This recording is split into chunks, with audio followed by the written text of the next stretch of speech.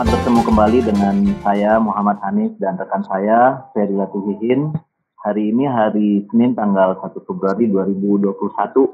Ya udah nggak kerasa, sekarang udah lewat sebulan di tahun 2021. Nah, ada hal yang sangat menarik sebetulnya. Mari sempat naik 7,6% dalam waktu 1 bulan, tetapi dalam 21 hari sebetulnya, tetapi tiba-tiba turun ya tanggal 29 Januari turun ke 5.862 sehingga year turun hampir 2%. Memang Dow Jones juga turun 2%. Nah, tapi seminggu kemarin itu turun 5 hari berturut-turut. Nah, ini ada hal yang sebetulnya mungkin sifatnya bukan fundamental. Coba kita dengar dari Ferry Latifihin. Kira-kira kenapa Fer? Minggu lalu itu 5 hari berturut-turut itu turun indeksnya cukup drastis gitu ya. Dan tadi pagi juga sempat turun hampir 2%, tetapi barusan ditutup sesi pertama itu naik 1,5%. Jadi swingnya itu udah 3% sendiri gitu. Kenapa tuh Fer? Ya ini kan kalau minggu lalu itu sebelumnya disebabkan oleh overshooting yang kegilaan ya. Dow Jones naik sampai ke atas 31.000, indeks kita hampir menyentuh 6.500 ya di bulan Januari itu 2 minggu pertama. Lantas tiba-tiba drop karena ada juga yang namanya kembali lagi pemain day trader yang menggunakan margin pada waktu mereka naik. Nah begitu turun ya kan, rupanya mereka di atas juga masih ngambil dengan margin, begitu turun sedikit mereka harus top up. Kalau nggak top up, apa yang terjadi? Yang terjadi adalah for sale, ya kan? Nah, for sale itu berturut-turut orang kena for sale. Saya rasa juga di Wall Street seperti itu juga, ya banyak yang main margin yang akibatnya dari overshooting menjadi undershooting. Ya, kita lihat indeks sampai jatuh ke 5.800 so much ya kan, itu udah kelewatan dari hampir 6.500 loh. Hampir 700 poin dalam 1 bulan ya. Ininya range-nya. Nah, tadi pagi tiba-tiba indeks sampai jebol lagi habis-habisan menyentuh 5.723 apa kalau nggak salah, sekarang udah 5.950. That's the game gitu. You have to play with ya kan. Nah, itu yang namanya market. Nah, ini fluktuasi ini disebabkan oleh day trader atau apa yang saya sebut noise trader. Noise trader itu bukan berdasarkan fundamental mereka main harian, ya kan, beli di bawah, jual di atas, short di atas, dibeli lagi di bawah. Mereka tidak riding the trend gitu loh ya. Jadi buat mereka adalah setiap hari adalah gambling.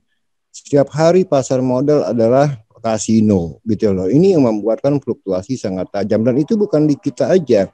All over the world orang selalu melakukan begitu. Misalnya dengan alat-alat teknikal, support, resistance dan segala macam. Nah, saya tidak advise seperti itu kita mainnya. Saya pemain fundamental yang merasa yakin indeks di bawah 6.000 ini is worth buying. Ya, saya tetap tadi ke teman-teman juga buying. Selama di bawah 6.000, I keep buying and I have pemain fundamental yang selalu riding the trend. Setiap hari apa yang terjadi saya tidak peduli, gitu loh ya. Kalau turun malah saatnya buy. Dan kembali lagi indeks di bawah 6.000 menurut hitung-hitungan saya sangat murah sekali. Tolong diulang, Fer. Intinya adalah buy and hold. Itu sebaiknya punya horizon investasi minimal 1 tahun.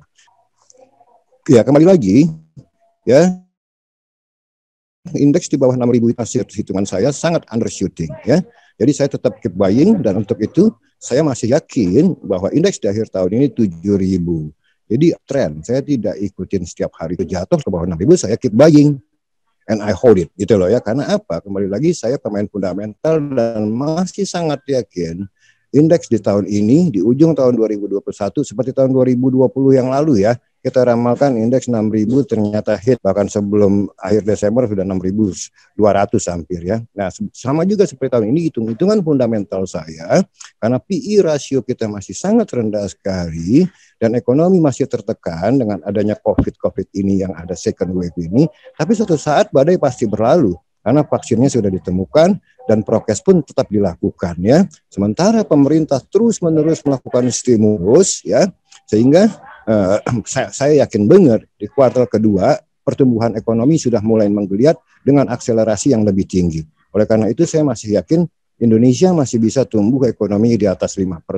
Bahkan kalau kuartal kedua ini kasus corona sudah menuju arah 6% pertumbuhan ekonomi, dan sementara di Amerika mereka melakukan stimulus yang ditopang oleh the Fed. Artinya apa? Mereka merupakan issuing treasury bills, treasury notes, yang beli adalah the Fed. Artinya the Fed is gonna print money, is printing money. Oke? Ini kan kalau kita lihat berita-berita terakhir ya, Fer ya, itu kan ada data Menteri Kesehatan bilang bahwa dia nggak bisa mengandalkan data yang ada di Kementerian Kesehatan. Sekarang dia bilang mau pakai data KPU. Apakah ini salah satu contoh ya, Fer ya? Kemudian juga ada Pak Presiden juga mengatakan PPKM ini nggak efektif. Nah, apakah ini jadi bagian dari keraguan-raguan investor ya bahwa ekonomi akan bisa berbalik positif gitu di tahun ini? Salah satu direktur World Bank ya,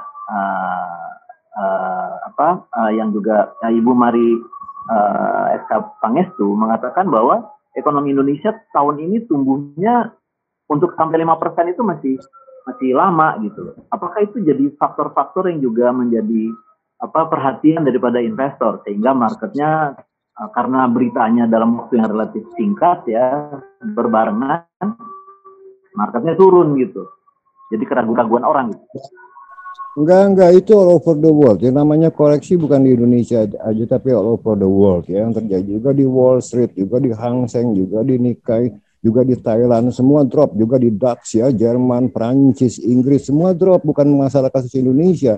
Dan masalah corona ini, orang udah imun ya, pemain pasar udah imun bahwa corona ini memang sudah diperhitungkan tidak akan cepat berakhir. Tapi yang penting adalah pemerintah melakukan action untuk mengekang pertumbuhan coronanya gitu loh. Sementara on the other side of the coin, di mana-mana orang melakukan fiscal stimulus yang sangat luar biasa. Apa yang dikatakan oleh Ibu Mari Pangestu, saya sangat tidak setuju. Karena apa? Karena menurut saya dia ini an old school ya, orang yang ekonom yang zaman bahula, ekonom kolot yang tidak mengerti paradigma baru, obat baru untuk ekonomi yang sakit. Nah, obat baru daripada ekonomi yang sakit itu dimulai dengan krisis tahun 2008, yaitu quantitative easing. Yang pertama kali diluncurkan oleh Ben Bernanke. Artinya apa? The Fed, Bank Sentral, siap untuk mencetak uang sebanyak-banyaknya selama tidak menimbulkan inflasi. Dan zamannya dia belum ada. Dia membandingkannya dengan Chris Mon tahun 1998. Itu salah. Karena apa? Chris Mon itu tidak bisa dibandingkan dengan COVID sekarang. Chris Mon pada waktu itu adalah endogenous sifatnya, yaitu balance sheet ya. Problem daripada buku ya, problem daripada balance sheet semua perusahaan across the board. Karena penyakit itu udah tumbuh dari Pakdes tahun 80, harga rupiah stabil di 2.500, sementara U-nya, buku perusahaan, buku bank, buku household itu kena semua. Tidak bisa dibandingkan dengan COVID yang tiba-tiba bleduk seperti gunung api yang meledak gitu. Itu exogenous sifatnya. Makanya saya tidak setuju dengan apa yang dikatakan oleh Ibu Mari LK Pangestu itu gitu loh ya. Karena dia membandingkan sesuatu apel dengan jeruk, itu aja udah salah gitu loh ya. Dan yang kedua, apa yang terjadi kemarin pada waktu tahun 2020 di Amerika, kembali lagi di kuartal pertama dia drop, di kuartal kedua drop 31%, ya kan 33%, 31 atau 32%. Di kuartal ketiga kembali lagi tumbuh 33%. Mungkin jangan disamakan kasus COVID ini dengan krisis tahun 98, itu sangat beda sekali. Sama juga membandingkan apel dengan jeruk. Dan ekonom menurut saya Ibu Mari LK Pangestu ini ekonom kolot yang tidak pernah mengupdate knowledge-nya. Oke. Nah kalau data-data yang dari Kementerian Kesehatan dan juga dari pernyataan Pak Jokowi mengenai data-data yang unreliable, apakah itu jadi sesuatu yang juga jadi perhatian dari investor sehingga marketnya turunnya cepat gitu? Gini, masalahnya kembali lagi sekarang yang menjadi persoalan adalah berapa concern pemerintah melakukan lockdown. Yang penting adalah pemerintah terus-menerus melakukan lockdown atau tidak. Sebab kalau tidak ada virus pun, misalnya corona ini turun tapi pemerintah melakukan lockdown, tentu otomatis ekonomi juga akan terganggu. Ya kan sekarang begini aja kalau menurut saya, oke, fine, data harus diperbaikin, Pak, data harus diupdate segala macam untuk menampilkan yang sebenar-benarnya apa yang terjadi. Tapi masalahnya kembali lagi, lockdown itu jalan terus apa enggak, ya kan?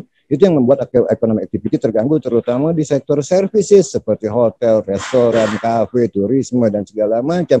Tapi kalau manufacturing itu kembali lagi diserahkan kepada perusahaan-perusahaan atau pabrik-pabrik itu sendiri untuk melakukan prokes. Sebab kalau sampai mereka tidak melakukan, mereka akan kena sanksi. Itu aja gitu loh ya. Mereka tidak diwajibkan oleh pemerintah untuk lockdown.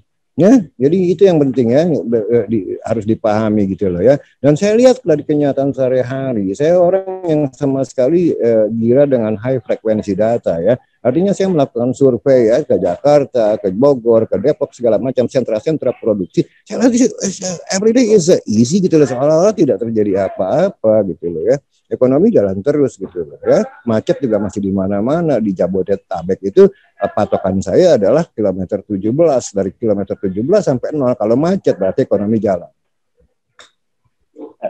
Ya, jadi berarti ini hanya mengkonfirmasi bahwa penurunannya lebih karena ada daily trader ya, karena ada orang-orang yang memanfaatkan. Iya, noise trader. Iya, mereka itu gambler gitu loh. Mereka bukan pemain fundamental. Mereka kalau bisa buy low, sell high dalam hari yang sama. Mereka just gambling. Pasar modal buat mereka adalah kasino. Jadi buat investor yang jangka panjang atau investor yang ya paling nggak setahun, ini sebetulnya jangan terlalu dikhawatirkan. Bahkan saatnya masih bisa dikatakan bahwa ini adalah time to buy gitu ya. Karena judulnya itu juga no pain, no glory. Iya, no guts, no glory. Dan saya udah buktikan ke teman-teman, screenshotnya saya kirim ke WA bahwa saya buying. I keep buying indeks di bawah 6.000 gitu loh ya. Karena saya yakin banget seperti tahun lalu lah ya. I keep buying di bawah 5.000 gitu loh ya. Karena saya yakin akhir tahun 6.000 dan itu ternyata dan itu kejadian. Begitu juga today gitu loh. Di bawah 6.000 I keep buying gitu loh. Saya tunjukkan kepada teman karena saya yakin I still believe ya kan secara fundamental dengan easy money yang terus akan dilakukan oleh The Fed dan bank sentral kita yang siap 380 triliun atau 400 triliun sekian mencetak kembali uang untuk melakukan quantitative easing, why should I worry?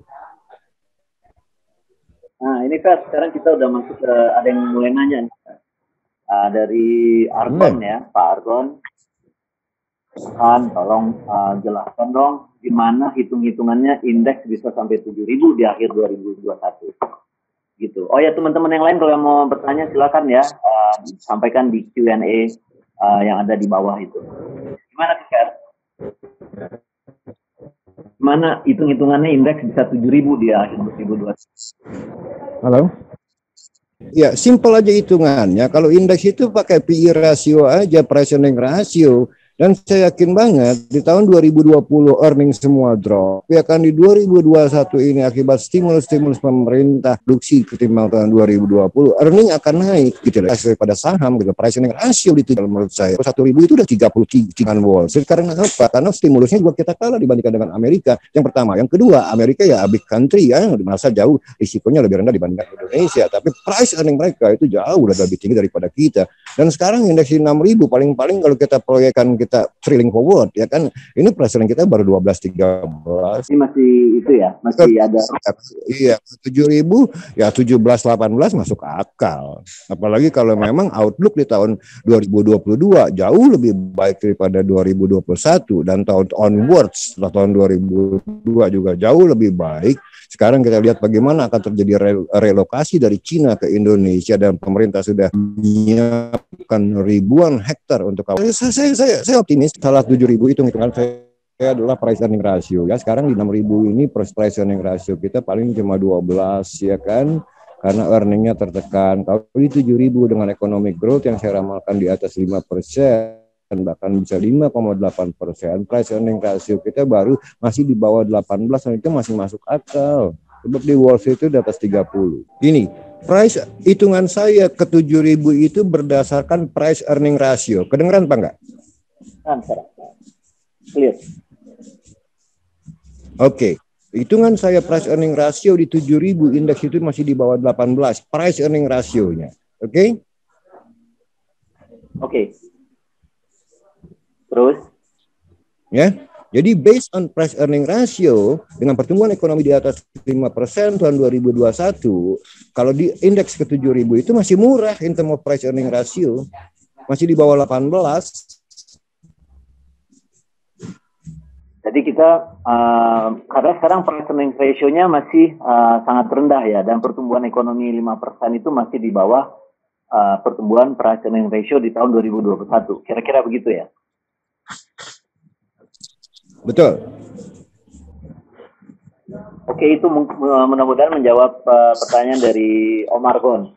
Nah, terus, ini ada pertanyaan lagi. Fer, ini menarik. Saya juga sebetulnya ingin menanyakan ya. Bagaimana dengan rilis laporan keuangan perbankan BUMN yang memang tidak bagus karena di bawah apa yang sudah mereka targetin sebetulnya? Apakah ini yang membuat asing banyak keluar dari market Indonesia? Itu pertama. Yang kedua, apakah karena kenaikan cukai rokok? Besar pertanyaannya, Pak. Yang kedua itu nggak mungkin lah. Yang kedua nggak ada pengaruh apa-apa sama cukai rokok ya. Orang yang ngerokok paling-paling ngurangin sebatang kalau dia naik ya kan. Karena rokok itu sifatnya inelastis dan juga naiknya nggak dramatis ya. Rokok di Indonesia itu termasuk paling murah sedunia gitu loh. Anda pergi ke Singapura itu satu bungkus rokok yang ekuivalen di sini 20.000, di Singapura 120.000 bos. Ya 15 Sing dollar. Oke, terus kalau yang ininya laporan keuangan perbankan itu yang kemarin kan nggak sesuai dengan target. Apakah itu? Oke, kalau laporan keuangan perbankan itu semua orang udah tahu bahwa tahun 2020 itu pasti jeblok, tapi masih tetap positif ya. Dan yang lebih penting dari itu adalah NPL-nya. Ya, jadi nggak usah lihat adalah kembali lagi apa yang akan terjadi setelah tahun 2021. Saya jauh lebih optimis bahkan terbalik dengan Ibu Mari LK Padestu yang sangat bearish sekali tapi tanpa alasan yang jelas. Ya, saya punya alasan bahwa kembali lagi saya tekankan bahwa setelah tahun 2021 this decade will belong to Asia. Saya yakin banget Asia akan menjadi the driver of global economy, di mana Indonesia juga diuntungkan dengan adanya relokasi daripada industri yang ada di mancanegara seperti misalnya di Cina, dan pemerintah telah menyiapkan karpet merah bagi FDI. 57.000 hektar tanah kalau nggak salah disiapkan untuk membangun kawasan industri untuk FDI. Oke. Kita dari Om Edwin Tentang ya. Ini mau nanya Pak Ferry, sektor metal ya, metal ya, dalam hal ini adalah timah, nikel ya, itu juga CPO ya. Naiknya udah kelewatan sekali pada waktu awal Januari ya. Kalau mereka terjadi koreksi seperti misalnya Antam, PTBA, TIN, saya rasa wajar gitu loh ya. Nah kalau ngomong sektor metal ya kembali lagi melihat outlook ke depan misalnya dengan adanya mobil listrik, nikel ya kan segala macam itu dibutuhkan. Nah, company-company yang memang bermain di sektor itu, saya rasa worth buying karena permintaan akan meningkat terhadap produk mereka gitu loh ya. Jadi lihatnya harus jangka panjang, jangan ini hari gitu loh. Jadi ngelihatnya kira-kira 1 tahun, 2 tahun, 5 tahun ke depan kalau memang benar-benar mau menjadi investor seperti Warren Buffett. Buffett tidak main, tidak ngeliatin tiap hari indeks naik atau turun. Pertanyaannya sih untuk 1 tahun yang akan datang. Pertanyaannya untuk 1 tahun yang akan datang. Saya masih sektor apapun sebetulnya kecuali sektor pariwisata ya, hotel, mall, restoran, kafe, saya sektor manufacturing dan saya bullish. Saya baik. Oke, thanks. Nah, ini ada 2 pertanyaan, tapi saya aja yang jawab ya. Ini dari Dian Amelia, apakah kenaikan hari ini sifatnya hanya technical rebound atau sudah dalam situasi aman melanjutkan tren kenaikan? Tadi udah dijawab ya, Mbak Dian. Jadi nggak perlu dijawab lagi. Panjang banget tadi udah dijawab sama Pak Ferry ya. Intinya ini hanya daily trader gitu. Dan bahkan juga ada ya, price earning ratio kita masih terendahan sampai akhir tahun ini kita masih punya ada potensi pertumbuhan yang tinggi. Oke. Itu jadi jawabannya ya, Mbak Dian Amelia. Kemudian satu lagi anonymous attendee, saham-saham yang bagaimanakah yang harus kita ambil untuk saat-saat ini? Kita nggak ngomongin saham di sini, kita ngomongin reksadana. Jadi saatnya untuk beli reksadana saham ya, untuk anonymous attendee.